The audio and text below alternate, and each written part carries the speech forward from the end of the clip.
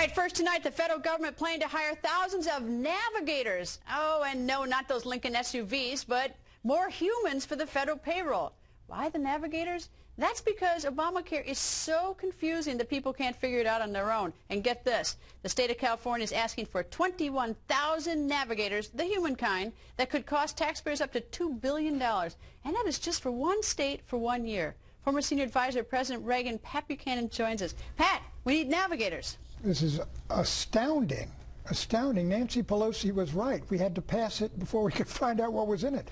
But look, if there's 21,000 of these navigators for California, that translates nationally into 140,000 of these navigators helping people decide which program to take in these exchanges.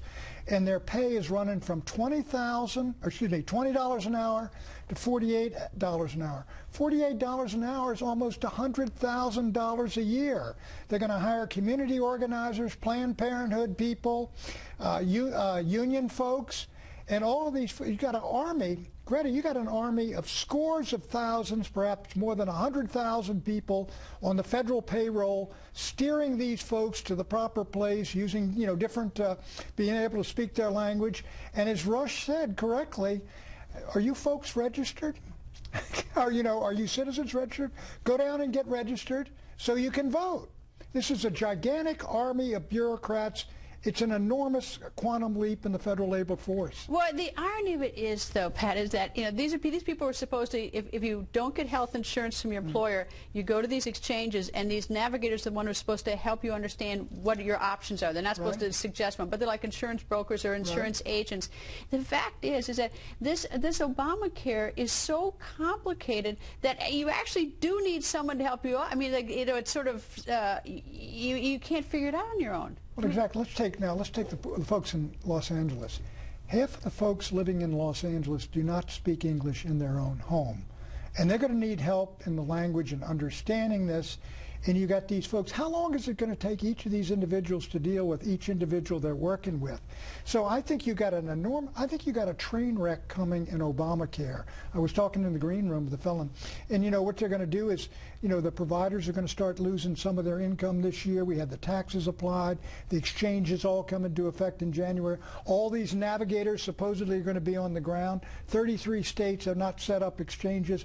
I think we could have a tremendous train wreck here on Obamacare, just on the lack of efficiency and sort of just a real backlash to it by the election of 2014. I think it's exploding cost, just the administration. I think if we even actually put that into medical care instead of the exploding cost of administering this program. Well, again, if you take let's take the lower figure, $20 an hour, and 140,000 of these folks, and they're making 41,000. You're talking what, $4 billion? At the top figure, you're talking, I think, somewhere between $5 and $10 billion, the way it was described this morning in the paper. And this is the first we've heard of it. It's I don't know. I think there are a lot of problems with Obamacare. I didn't think it was a good idea. I don't think it's ever a good idea to vote for a bill that you've never read and then ship it out to an organization to do 20,000 pages of regulations, which we don't know.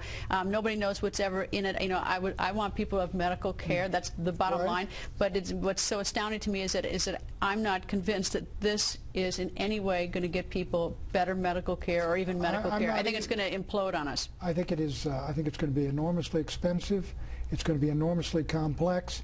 It's not going to work. And what I fear is people are going to move down the road. They're going to say, let's go to single payer. Just have the feds do it all. But wouldn't that have been cheaper?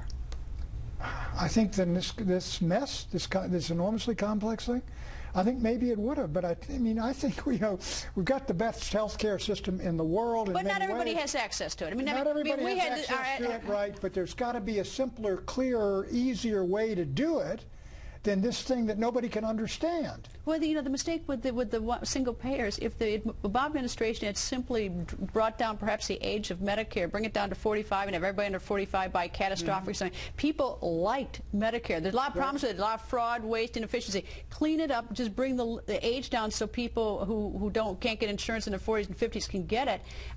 But the thing is that by calling it one payer, they set off a PR war that completely fought against it. But people liked Medicare. Well, people like Medicare, and it's a great deal. I've used Medicare, but let me tell you something.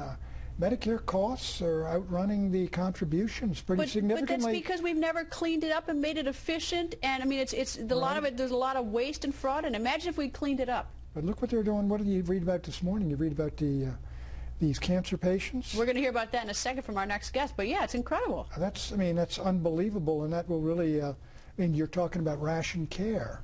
And you're getting right down to pretty close to what Sarah Palin was talking about, which she's talking death penalty. I mean, if you're cutting off cancer treatments for people with over 65 years old with cancer, you're signing death warrants. You know, both sides of the aisle said to me in the very beginning that, you know, the healthcare system is a mess and they want to fix it. The problem is that, you know, is whether or not we have fixed it. We've either made a bigger nightmare for the nation. And when you see these numbers and you see what's happening in the care, you know, it's very difficult not to have a very grim idea of what's facing us.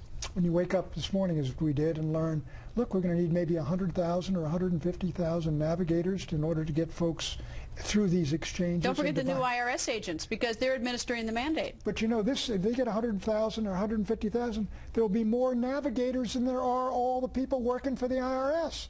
There's not 100,000, I think, that work for the IRS. That is an army. 140,000 is 2/3 the size of the U.S. Marine Corps. Do you think President Obama... did he understand Yeah, it? yeah. I wonder. I mean, if something like this is a bolt from the blue, I mean, when it hit today and everybody's talking about it, I really wonder if they know everything that's in that bill. I'm certain, I mean, as Nancy Pelosi, she sure didn't. You know, I think there are probably some people that do know what's in it. But did it come over at the HHS level, or did it come over with the bill, when the bill was passed? What did they vote on? You know, that's a good question. I mean, did they decide at HHS, look, we got to get somebody in these exchanges that can explain to people the various options they got without telling them what they got to choose, which one to choose. And they said, well, an awful lot of these folks won't be able to speak the English language. We're going to need people who can speak certainly Spanish and all the other languages out in the West Coast and the Southwest. So I wonder whether it was all in there or whether this is just sort of an add-on.